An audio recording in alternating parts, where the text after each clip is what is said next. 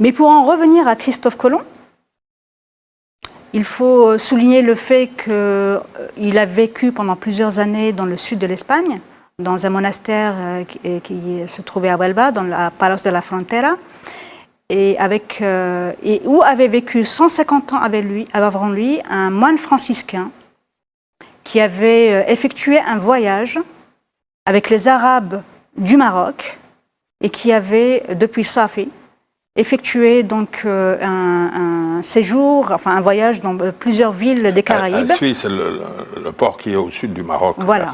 à Agadir, je crois, au nord d'Agadir. Oui. Et donc il a effectué donc ce voyage avec les Arabes et il a écrit un livre qui s'appelle Le Libro del Descubrimiento, qui se trouve actuellement à la Bibliothèque nationale de Madrid. Donc j'ai pu acquérir une copie scannée de l'ouvrage et j'ai pu donc le consulter.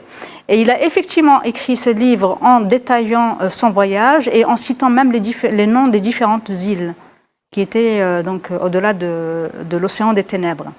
Et Christophe Colomb, qui avait vécu dans ce monastère, avait eu vent de cette histoire. Et c'est la raison pour laquelle les moines franciscains ont été ceux qui l'ont soutenu dans son voyage, mais également auprès des rois catholiques, Isabelle et Ferdinand. Mais cependant, au début, il s'est gardé de leur donner les véritables informations, c'est-à-dire les données matérielles qu'il possédait pour faire le voyage. Et donc, à chaque fois, son projet était rejeté. Et il n'a fini par être accepté qu'à partir du moment où il leur a fourni des informations, les informations qui allaient les pousser à financer son projet de voyage. Et de plus, Christophe Colomb,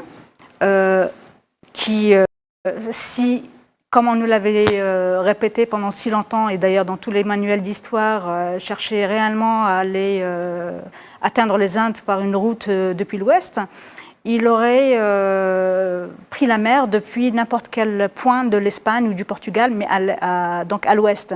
Or lui, il est allé vers le sud de l'Espagne. Ensuite, il a suivi un certain parcours qui l'a mené vers les îles Canaries, pour ensuite remonter vers les îles Caraïbes. Et son journal de bord a été étudié par un certain nombre de spécialistes en la matière, particulièrement au début des années 70. Un certain John Dyson et le professeur Cuenca ont écrit un livre qui s'appelle « Le vrai voyage de Christophe Colomb ». Et dans cet ouvrage, on apprend que toutes les données qui avaient été fournies par Christophe Colomb au sujet de son voyage, des courants, des orages, enfin des vents, étaient totalement faux.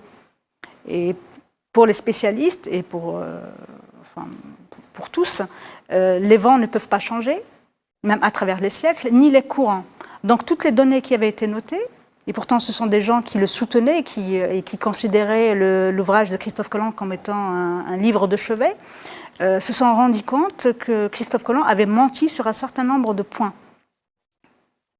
Et ça, c'est une information qui a été reprise par un certain nombre de chercheurs.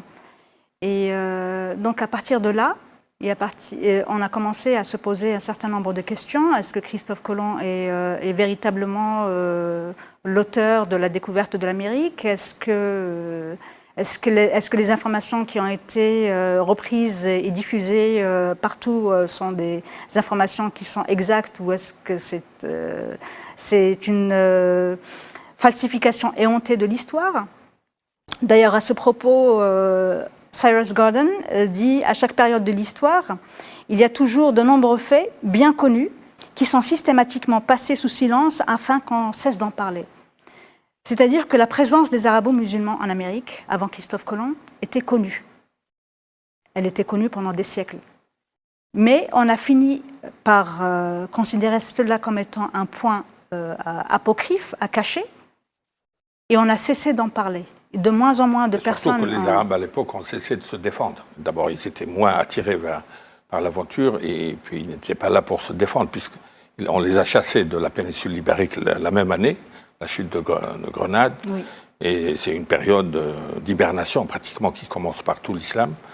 Donc, On reprendra là, dans la deuxième partie de cette émission pour fournir d'autres références et d'autres détails sur cette histoire oubliée mais fascinante.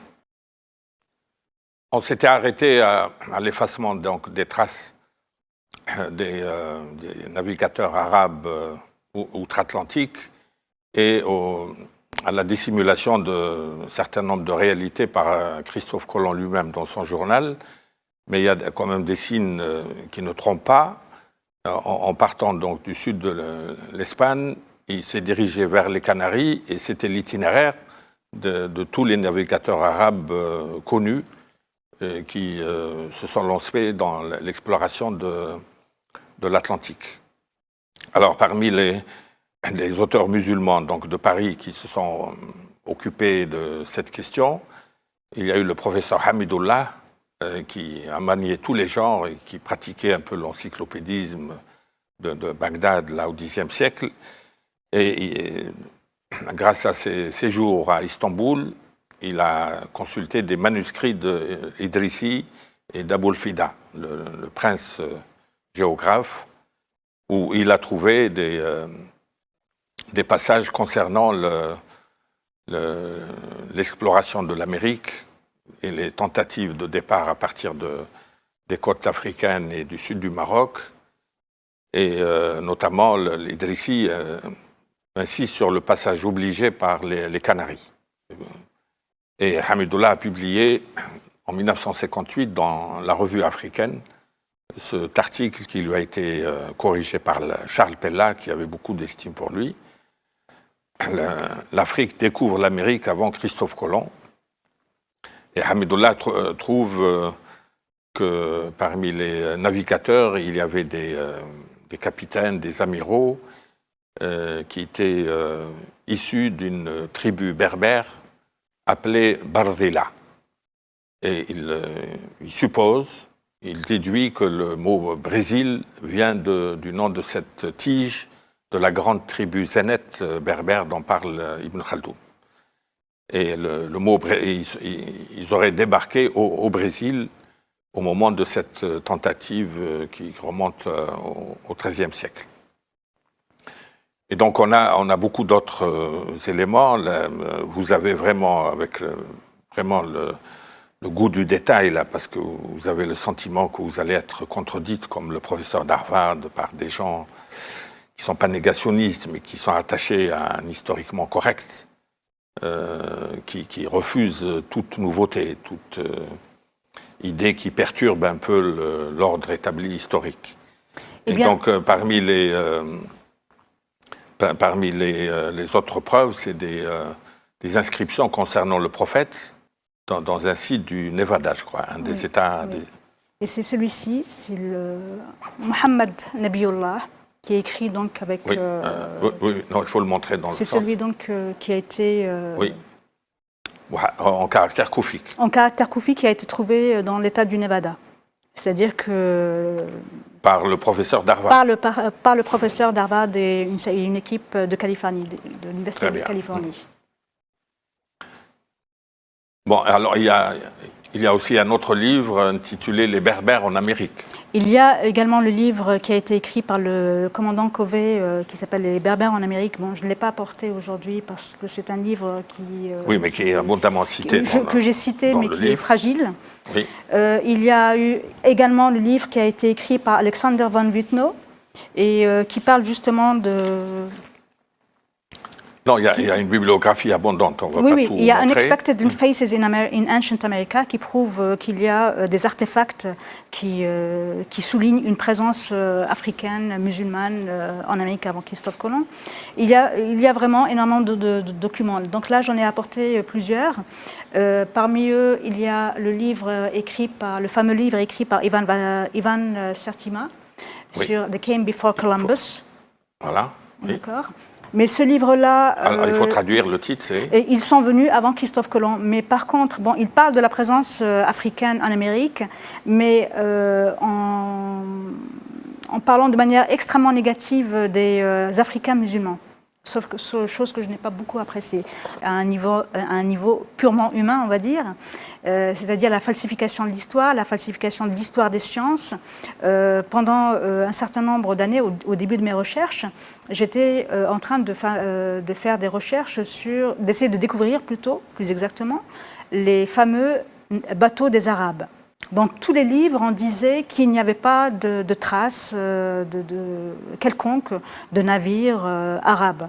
Or, il s'est avéré qu'à la fin de mes recherches, il s'est avéré que les fameuses caravelles de Christophe Colomb étaient des bateaux construits par les pêcheurs maghrébins et que lors de la traversée, des fameuses traversées des Arabes de l'océan Atlantique, ils utilisaient des bateaux qui étaient 10 fois plus grands que ceux utilisés par Christophe Colomb.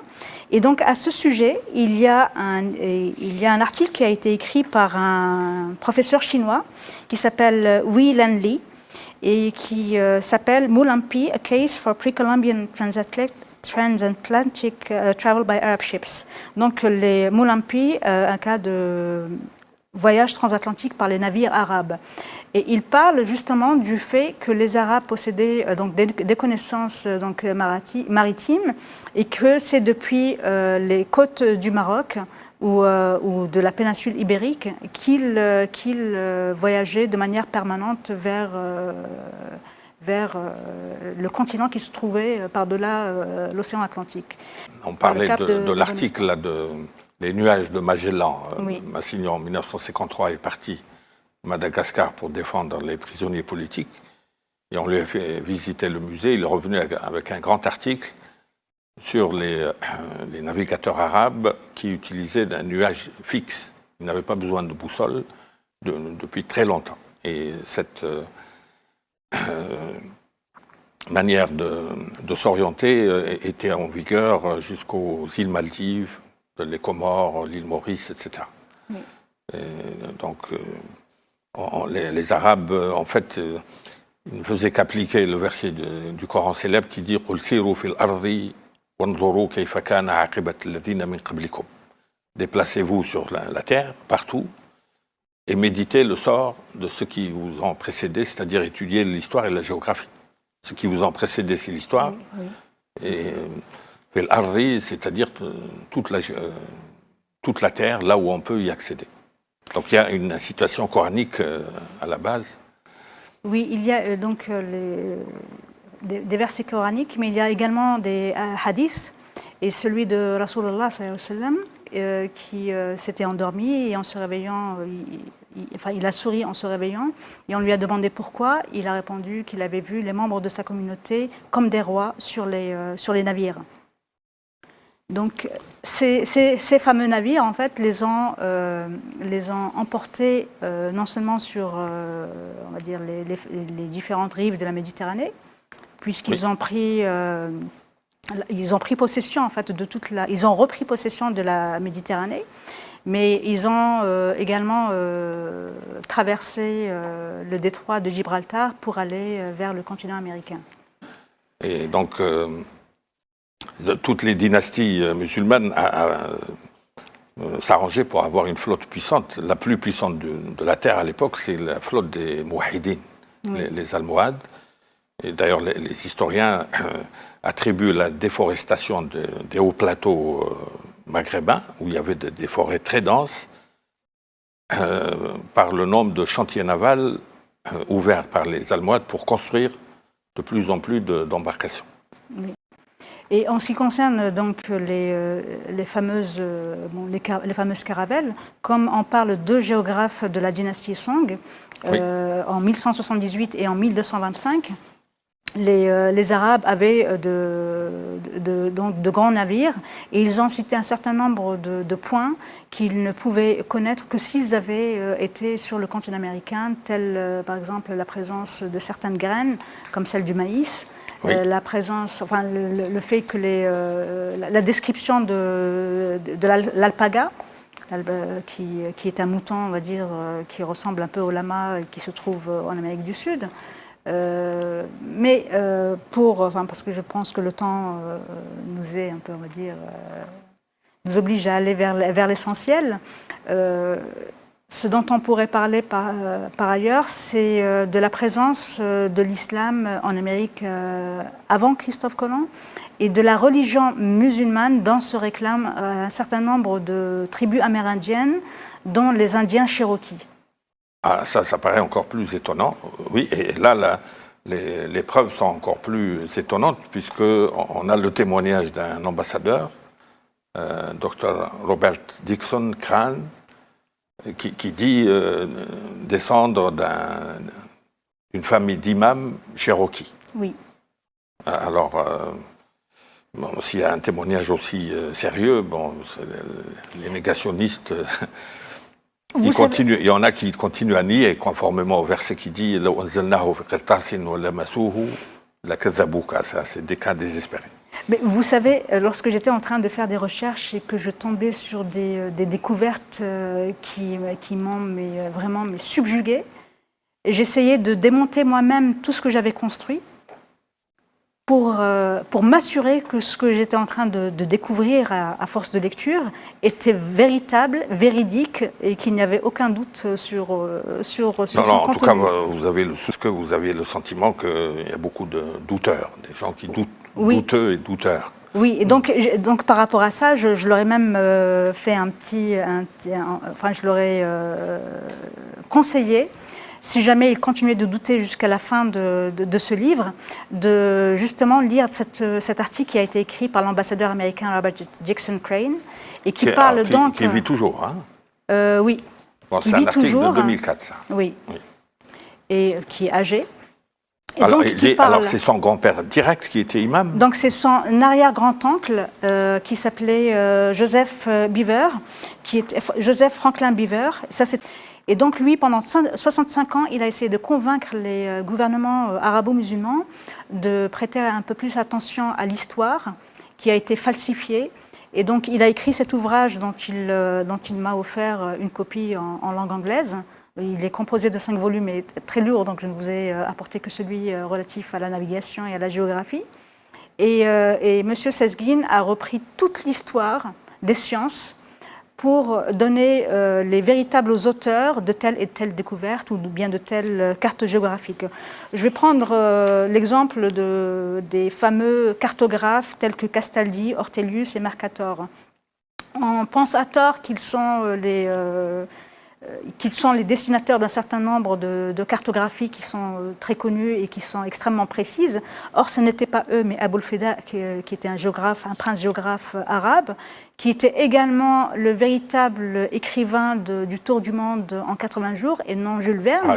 Oui, là aussi, il y a des droits d'auteur. Oui, il y a un problème également au niveau des droits d'auteur par rapport à un certain nombre de livres, dont Robinson Crusoe, qui a été écrit par Ibn Tufayl et non pas par Daniel Defoe, mais ça c'est... Enfin, il y avait une inspiration, et puis on omettait de citer ça c'est un problème général, c'est pas seulement la navigation. Non, mais là on a suffisamment d'éléments pour exhumer ce dossier complètement oublié, et il y a suffisamment de preuves pour convaincre les gens qui doutent, mais de bonne foi. Et ceux qui veulent en savoir plus ont intérêt à lire ce gros livre en attendant d'autres publications. Et donc, si vous voulez, les musulmans ont pleuré la perte de l'Andalousie par des élégies très émouvantes, comme les Kulli shay'in idha tamma nuqsanu fala yugharru bi tayb al-'aysh insanu. هي الأيام كما شاهدتها دول من سره زمن ساءته أزمان. Et nous avons besoin de poètes aussi virtuoses pour pleurer la perte de l'Amérique que les Arabes ont découvert avant tout le monde, mais ils ont même perdu leur territoire par la suite. Donc merci beaucoup et à une prochaine fois quand sortiront les autres volumes. Merci à vous. Voilà.